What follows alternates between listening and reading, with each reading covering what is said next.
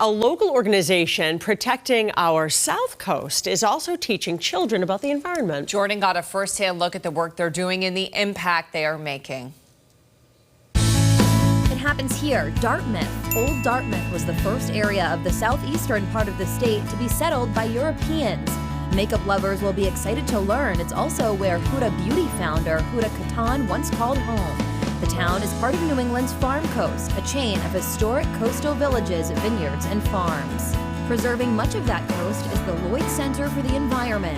We have 82 acres here, and we are waterfront on the Slocum River estuary. They've been providing environmental education now for over 40 years in the region. Executive Director Rachel Stronach tells us it's brought them to a point where they've now been written into the curriculum at local schools. Our goal is to instill a respect and affection for nature. The center welcomes in students from Massachusetts and Rhode Island to participate in a coastal field study, taking them through 4 stations, learning about their local environment.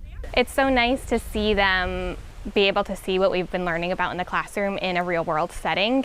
Chelsea Mauricio is a 4th grade science and math teacher. She's brought her students here now for several years.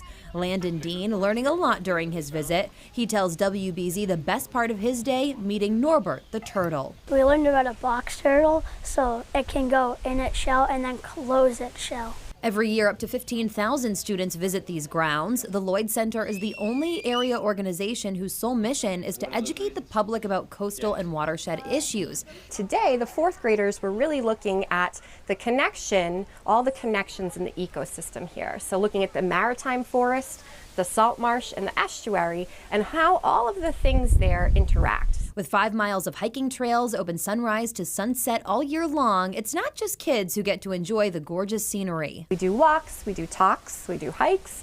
One of our most popular programs is a canoe trip. They're also opening a pretty impressive new welcome center where they've pursued the Living Building Challenge certification, the strictest environmental standard to build to. The building will actually generate more energy than it uses. The natural beauty speaks for itself. The view here from the top of the Lloyd Center was voted one of the 15 special places. Quite literally some of the best views in the state. But it's the wildlife, woodlands, and habitats thriving in this outdoor oasis that leaves a lasting impact on those that walk its grounds, especially the little ones. They're the generation that has to grow up and take care of it. And that new welcome center should open at the end of this summer. It will be just one of 29 in the world that actually meets that standard. So pretty unbelievable stuff. Beautiful. I feel like getting out of the classroom, getting into nature, using their hands is so valuable. Oh, yeah. Anything to get kids away from screens. Absolutely. And you learn so much more, I think, too, yeah. by seeing it in person. Yes. To that teacher's point, everything she teaches in the classroom, then they can make a hands-on experience out of it. They love it. Thanks, Jordyn. Way cooler seeing that turtle in person than in the science book.